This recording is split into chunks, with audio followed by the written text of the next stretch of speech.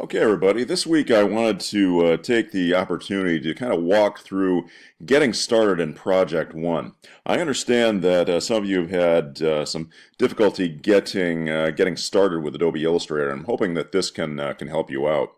What you're seeing on the screen here is the template that is available on Moodle. Okay, this is an Adobe Illustrator file, and for the most part, you should be able to download it without a problem. If you're on a MacBook like I am here, it didn't want to download automatically. It wanted to open up in a blank window. And so what I wound up having to do, instead of just double clicking on it to download, was right clicking on it, and from that menu that pops up, telling it to download. Download as an Adobe Illustrator file, and then once Adobe Illustrator was opening it up from my downloads. Okay, now to get to this thing here.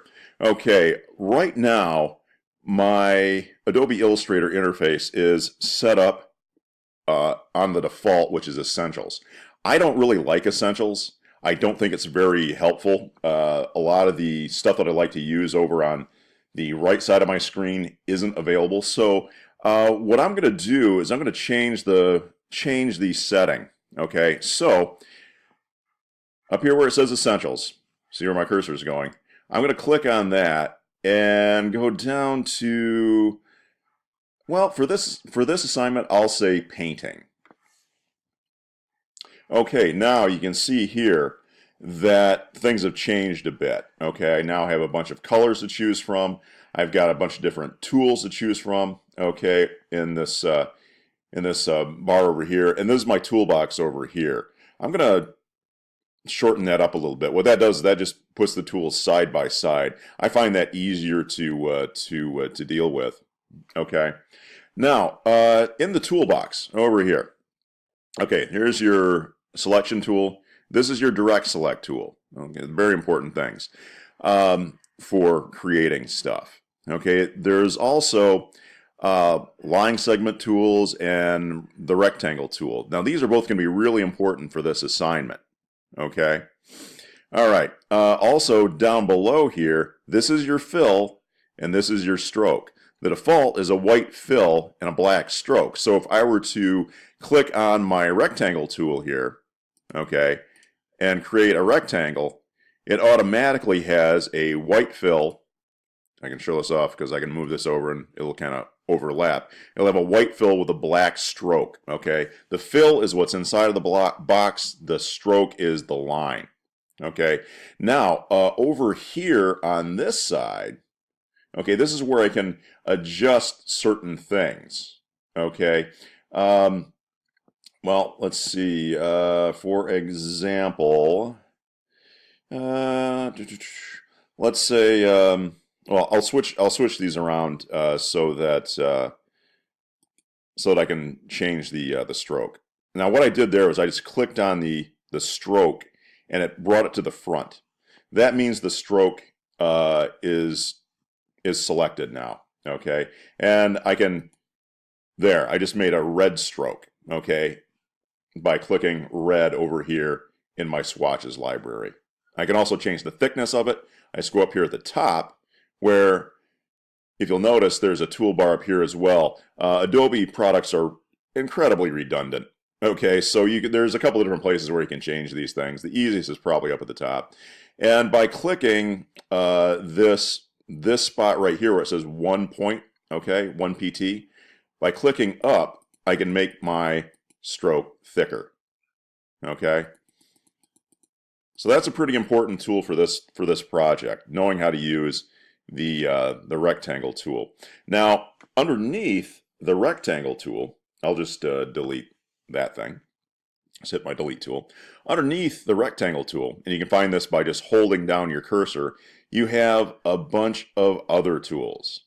Okay, other shapes. All right, so let's go ahead and click on the ellipse tool. Okay, now it's still set on white stroke with a a red stroke with a white fill.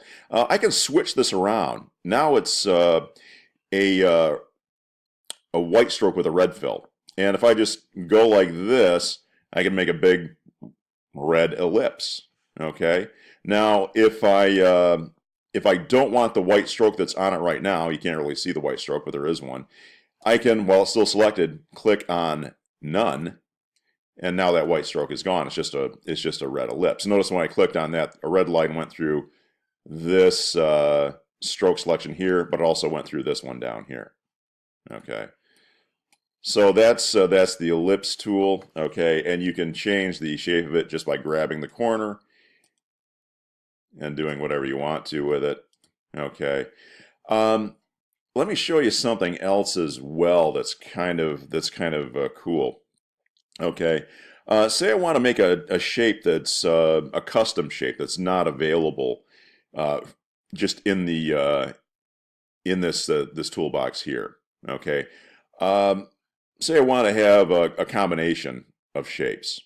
Okay, so I'll take my rectangle tool and I'm going to make another rectangle here.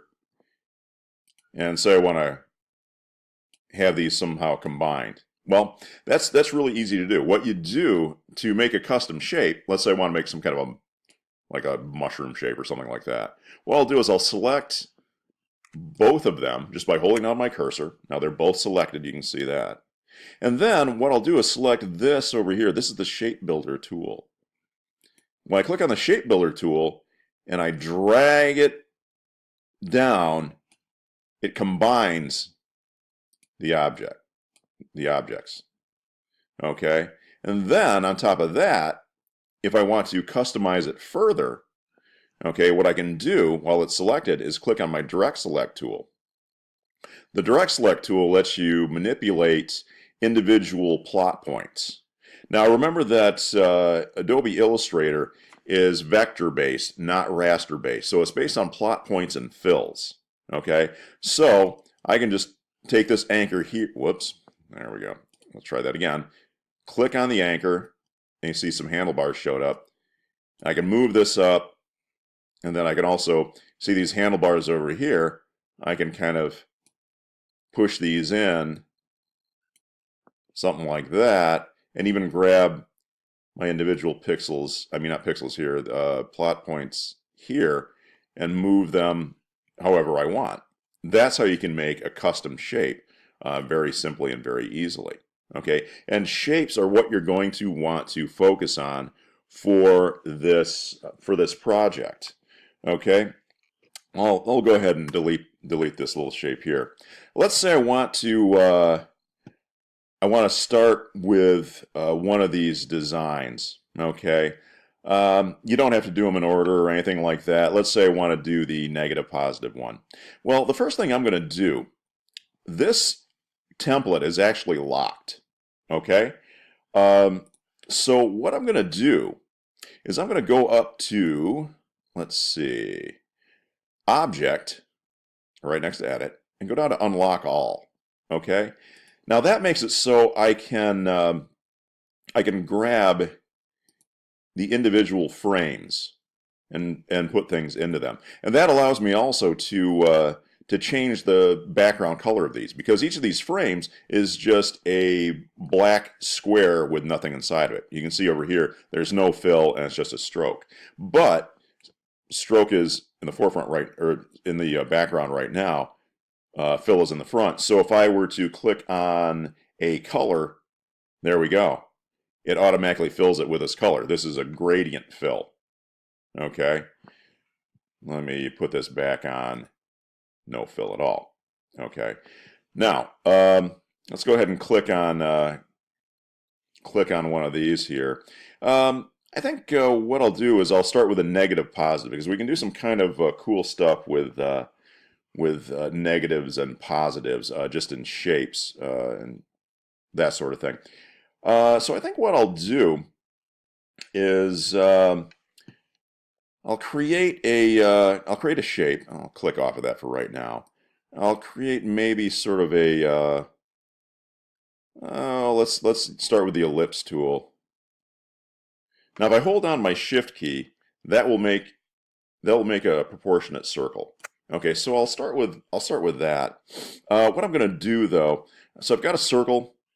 this is going to be part of my negative positive solution, which is just kind of a sort of a design. Set that right there. And what I'm going to do though is I'm going to make this just a black circle with no stroke. Okay, and enlarge it a little bit because I want to show you how to erase things. Okay, and then let's see, I think what I'll do is I'll make another smaller one like that. Okay, and then what I'll do is I'll create a knockout. Okay, now I can create a knockout, and what that is that's a combination shape. Okay, I can do that by grabbing both of them by holding down my shift key. And then over here on the side, this is my Pathfinder tool. Okay, the Pathfinder tool will do some pretty cool stuff. Down here are some different Pathfinders. There's divide, trim, merge, crop, outline, and minus back. So if you do that, the thing in the back goes minus. Here we'll hit undo, edit, undo, minus back. That's outline, undo outline, and then crop, undo crop. That, like I said, that merge them, edit, undo, merge. That trims, okay, undo trim, and then divide, okay, undo divide, and then intersect, edit, undo intersect, and there we go, exclude. Exclude's the one that I wanted, okay, and that's pretty cool. That's why I kind of left it for last. So, okay, right now I've got a kind of an interesting negative positive sort of thing going on, and if I wanted to add more to that, I could. Let's see, I can add another circle here, let's say.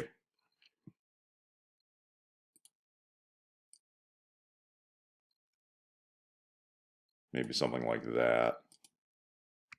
And then select this, and let's see. Oh, it's not going to let me do it. No, that's kind of cool. Okay. Well, okay, that wasn't the result that I wanted, so what I'm going to do is I'm going to just get rid of that ellipse and call it good right there. Okay. Now, while this is selected, say I want to trim this out so it's not outside of the box.